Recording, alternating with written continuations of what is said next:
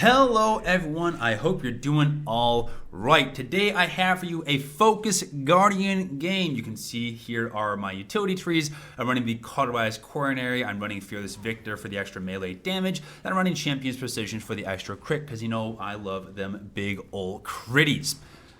So I ran across this Reddit post the other day that essentially said, hey, I am okay at PvP, but I want to actually get good. And I got to thinking about the steps that most players need to take in order to go from like, hey, I'm an average PvPer to I can actually hold my own, I feel like I know what I'm doing, and I'm topping leaderboards and winning games. Now, it's hard to go without getting into class specifics, right? Like if I show off a mercenary game, it's hard for me to talk about how to win its jug, right? So breaking down the fundamental core concepts that you need to know in terms of getting into PvP, here are the 4 kind of basic ideas that I came up with that you can be taking advantage of. The first is simply popping your defensive cooldowns, but specifically not popping them all at once. As you can see here, we kind of held W into the middle of everyone, and we were able to survive for a lot longer because we popped them slowly. Now, I understand the desire to panic pop all your defensive cooldowns all at once. Now, that's going to make you invincible for about 6 seconds.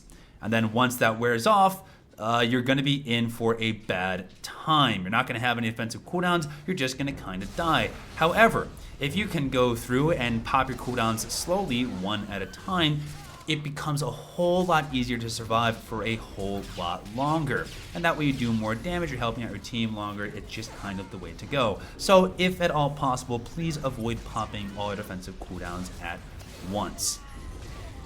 The second problem that I see a lot of people running into, and a lot of people that rage and chatter about, is that people forget that PvP is essentially a game of math and numbers. A lot of the time, if you have more people in the fight, you win. It's as simple as that. There's not a whole lot more to it. Just if you have more exceptionally average players than they do standing in the same area, you win. A lot of times people will say, oh my goodness, you need a 4v1 to win against me. That's not their fault. It's your fault for making a horrendous tactical decision, right? It's like this guy right here, he jumps in, he's gonna get absolutely dumpstered on because he jumped into a 1v4. That's not exactly a good way to survive long term. So essentially trying to pick fights where you have the numbers advantage and you're going to do a whole lot better in terms of actually PvP. Now that's not always going to be the case. Sometimes you run situations like this one where your entire team is scattered across the entire map. You might have to take like a 1v1 or a 1v2. Like that's fine. Just know that you're setting yourself up for failure if you're not picking good fights, especially in Regs PvP. Ranked, it's a lot more easy to pick, 4-on-4 fights because it's set up that way. But most of the people who are asking to go from good to great really aren't concerned with ranked, are they? Third, you're going to find choke points and you're going to hold them. A lot of people flock to the objective, which is probably fair. The game is telling you to run this way, run that way. So most of the time, the game can be relatively won by finding the appropriate choke points and holding them. For example, hyper gates. A lot of people like to run to mid because that's where the orbs are. It's kind of important that you hold them. People will come to you and your team can sit in mid and hold down that choke, force the other team to come to you, gain the numbers advantage, and win relatively easily. People like to run to the pylons because, well, that's where all the action is taking place, after all. So finding the choke points is very important. On SWTOR, run to the doors. If you just sit on top of the door and cleave, you'll do a whole bunch of damage that's actually pretty useful for your team. The middle of any hutball map. Hutball's kind of hard to find actual choke points because the map is so spread out. However, going to the middle of any hutball map will get you a relatively defendable position, and the ball spawns there eventually, so having it is going to be helpful for your team. Novar bunkers, obviously, that's where the point is happening. Alderaan nodes, obviously, that's where the damage is happening. Any active Odessa node, that's where the fight is happening. A lot of average players will wander into the middle of no man's land. If you're standing in the middle of nowhere, you're not helping your team. I'm sorry, it's just not going to be as contributing to your team. For example, right now, we're going to go and run down here and get the speed boost, except I'm going to get distracted, and I'm going to see if there's someone coming out of spawn, so I decide to be a bully instead. This is not really advisable, however, we did anyways. So, Screw it, why not? Now, people might say, oh, you're just numbers farming. Well, that's actually true. Of course it is. Big damage equals fun times. However, numbers farming in the correct location is going to be very helpful for your team. Killing the entire enemy team on top of these choke points or on top of the objectives means the other team can't cap them. So for all of you people out there who are hardcore objective players and like, oh my goodness, I can't believe they're number farming. How can they do this? If there's number farming on top of the point itself, that's actually very useful for your team, and it's how I win pretty much all of my games. It's kind of fantastic. Finally, the idea that apathy is death. Always be hitting something, please, for the love of God. You can do a whole bunch of damage in this game if you just auto-attack every global cooldown.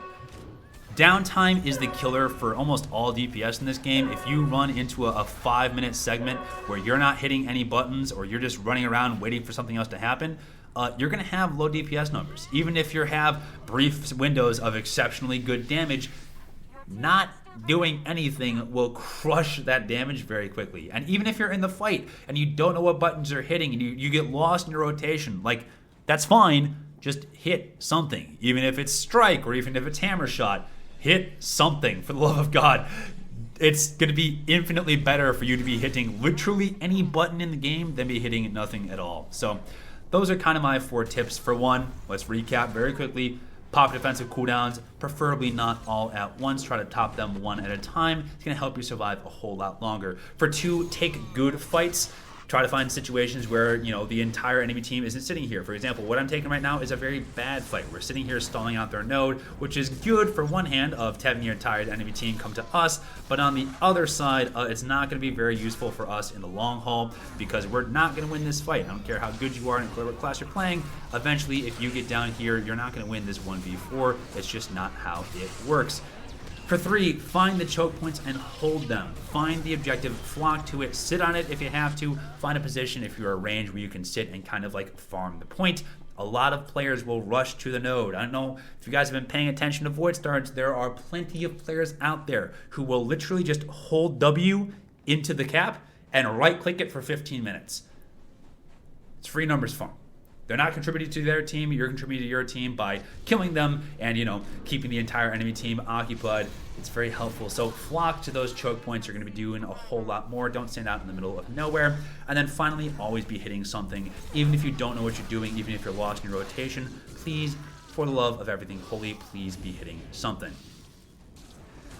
Now, it's hard for me to provide like very detailed explanations of what you should be doing in every single match because I can't see your gameplay. So what I figured I would do instead is open up the door to you guys and start a little program where I want to be seeing your VODs and then reviewing them. So if you have a great VOD that you want to show off and can say, oh my goodness, you can see he's doing X, Y, and Z to make sure that he's, you know, actually contributing to his team. Or if you want to send in a VOD and say, hey, I'm an average player, help me get better, give me some tips and tricks based on my current gameplay, I would love to be doing that. If you have a VOD, you can send it over to bigsgaming@gmail.com. Unfortunately, it's only 1G because I made the email long before I made the actual YouTube account. So bigsgaming@gmail.com. I'm sure I'll throw it up in a grand old text box right here. It'll probably have flashing lights of some kind. Send me your VODs. I'd love to see them and review with you and help you improve or help show off what you're doing well and what you can improve on, etc. So by all means, send me your VODs. I'd love to see them. But that's all I have for today. I hope you guys have a fantastic day. You know, be excellent to each other. And that's all I got. That's all I got. All right. Take care. Bye-bye.